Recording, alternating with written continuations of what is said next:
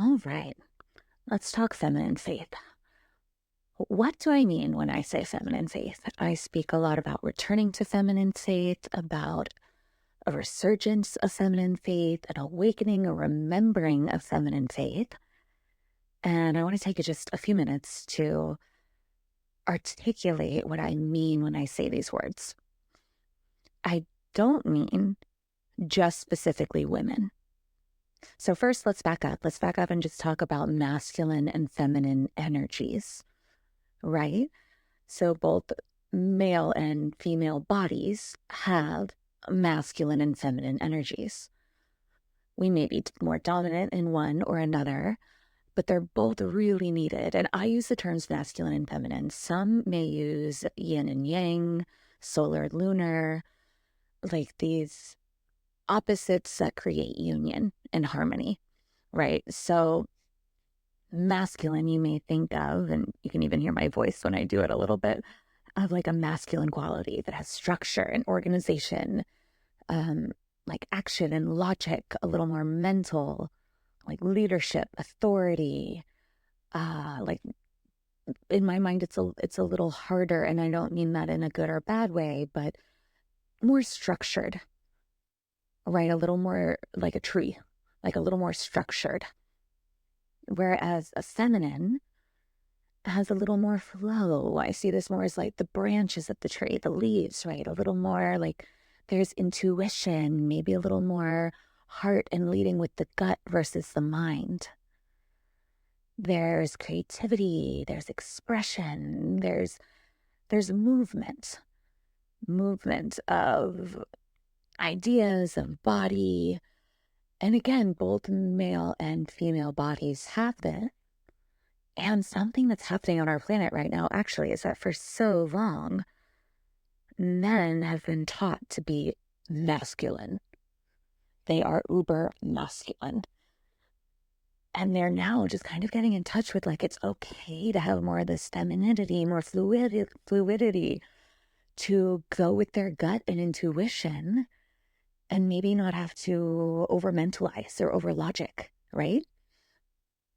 And also happening on this planet is for the past like bit of history, women have been taught to be more masculine as well, especially in the workplace, right? It's like to play with the men, you have to be like a man. And I don't know about in your world, but in my world, that's unfolding a little bit. And we're getting back to the natural, beautiful differences between the masculine and the feminine energies, to realize that both are needed. We do need the structure and we need the flow. We need the head and we need the heart, right? Like all of these things are needed and they're welcomed if we allow them. However, when it comes to religion, when it comes to faith, buddy, organized religion has been hyper masculine for a very long time. It's had a lot of the structure, a lot of the rules, a lot of right and wrong, and a little less of the intuitiveness, a little less of the movement, a little less of the nurturing. And so when I say a rise of feminine faith, I'm not talking about this great like revival or upsurgence or anything. I'm talking about the heart coming back in. I'm talking about mysticism and the divine transmissions and being able to say, I feel God here. I feel divine here. And not having to prove it with an old text or a pastor or someone saying, yes, you're right. Right? Or even in like Catholicism, like you can go directly to God. You do not have to go through a priest. You do not have to go through a rosary. These are beautiful traditions. They might be helpful to have a totem like a rosary to connect with something tangible. But in the feminine faith, there is God in nature. And there is God in birth, there is God in death, and like all of these moments. And there's movement in the heart as well, and maybe a little more than the logic and the structure. So that's what I mean when I'm talking about feminine faith. And feminine faith, this isn't like a new concept. So if you think about way, way, way back when, in a little abbreviated history, right? Like there used to be goddess worship, and there used to be an honoring of nature and the cyclical rhythms of life. And women played significant roles in spiritual and communal life. They were revered. They gave life. They birthed like Mother Earth, right? Like Mother Earth. This nurturing, caretaking, takes care of us, feeds us. The matriarchal cultures were some of the oldest, most established cultures there were. And then there was a switch, right? Like even in ancient Egypt, we had Isis, who was revered as the goddess of magic and healing and motherhood, and she was worshipped. And then there was the shift. There was the shift to a more masculine faith. And yes, it did coincide with patriarchy. Because guess who was in charge? Male bodies who tend to run more masculine energy. In a time where masculine energy was seen and valued more than feminine energy, right? It was a time where logic was seen as more important than emotion. And so the shift started happening. Even back, gods like Zeus became really important, kind of overshadowing the goddesses. And when really the shift happened, when we started going into monotheism, meaning we once had all these god and goddesses, right? And there was the goddess of fertility, the goddess of the moon, the goddess of love, like all of these things. When Judaism, monotheism came in, there was a more masculine faith. Now God had a name, right? Yahweh. God had a name and he was male. God had a name and he was male. And things became much more structured. It became male dominated. There were male priests, male patriarchs throughout the community. Like men were leading, and their view and their version of God was becoming the rule of the land, so to speak. And this kept happening, and especially within Christianity, right? Like Mother Mary, actually, I think Mother Mary, don't quote me on this, but I think Mother Mary has more churches and cathedrals and basilicas dedicated to her than to any of the men. So she was revered, she was praised. However, Jesus, who I have a connection with as Yeshua, Jesus was a man, right? And we'll go into this in later episodes or stories, but why I feel so closely connected to Mary Magdalene, Miriam of Magdalena, was she walked right alongside Yeshua.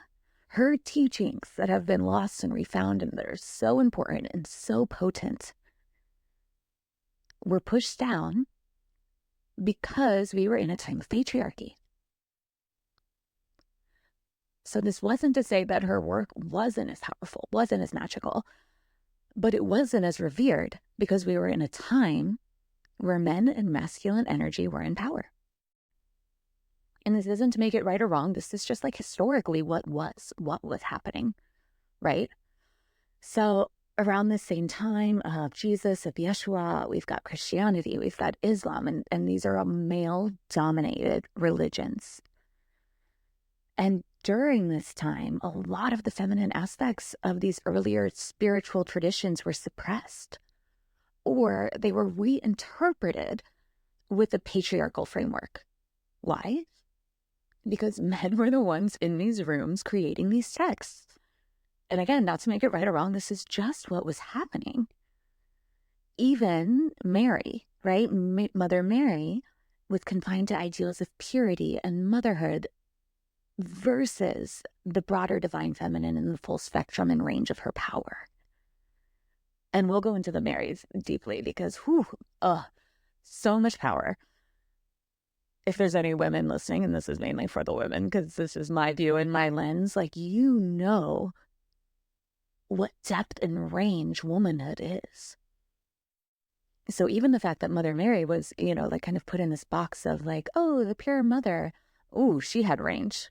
She had range. So, okay, back to, obviously I'm passionate about that. And so, yes, masculine faith has really been in play for a very long time. And it's been very focused on like a direct patriarchal relationship with a masculine God. Even, and then, we've got the Renaissance and the Reformation, Enlightenment and the Scientific Revolution, which again emphasized reason and logic and scientific inquiry, which are all associated with masculine qualities. So religious faith started becoming less mystical. It started becoming more rational, more masculine, less mystical, less feminine. It's just what happened. Including the fact that, like the books of the New Testament were chosen by a group of men. A group of men sat in a room, the Council of Nicaea, and selected which books would form the New Testament of the Bible.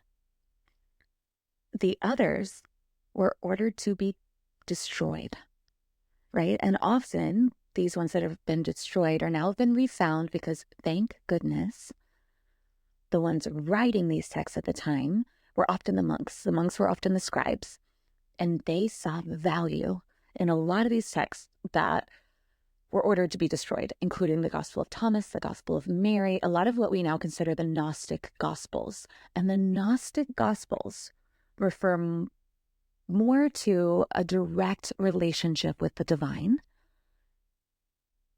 So maybe why they get left out, one theory is if you can have a direct relationship with the divine, you did not need to have a direct relationship with the church to be your middleman.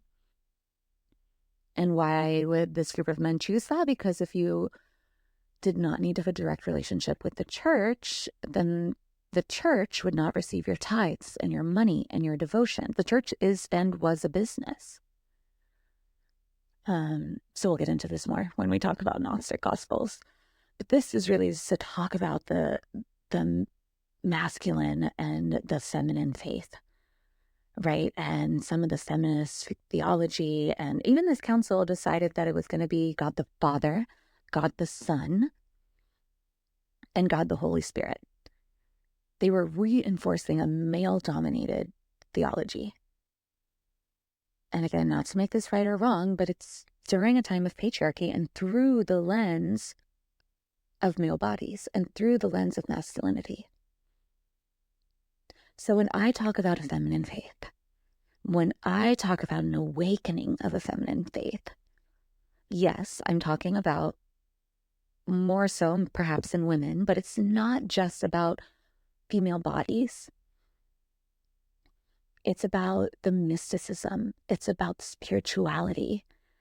It's about loosening the logic and loosening the reasoning and not having to know and understand why, or to look at the rules or research the text, but to feel in the heart, to come back to the intuitive knowing, to come back to the direct transmission to the divine, to come back to the remembrance of the power of the women of these lineages, which have been lost, which have been forgotten, and are now being remembered. They're being remembered, one, because we have more texts, one, because we have more feminine theologians looking in and describing and feeling them, and I've got book lists on book lists that I can help recommend. And it's coming back because we as women are getting more in touch with our bodies, more in touch with our wombs, more in touch with our menstrual cycles, more in touch with our power. And we're realizing that women throughout history have had this, that women throughout history are just like us. So I am excited to dive more into the feminine faith, to have more conversations about the feminine faith with men and with women. If you have questions, please let me know. I love having these conversations. And I'd just be curious to know if there's any thoughts that come through, if there's any questions, if there's any ahas. You can reach out to me on Instagram at Jenny Scholl. I am here through email, any way you can find me. And let's have more of these conversations. Let's have more of a remembrance of the feminine faith and the feminine power, because there is a shift happening right now on this planet. And I know I'm not the only one that feels it. We are returning more to our intuition, to our mysticism, to living more with nature, with the cycles of nature, with the cycles of our bodies. So it has to do with spirituality. It has to do with somatics. It has to do with femininity. All of it. All of it. Thank you for taking the time to listen. If there is any way that I can support you on your unique spiritual journey, on your mystical awakening, there are no bad questions. There are no wrong questions. There is expansion and evolution happening. Always in always. So until next time, thanks for listening.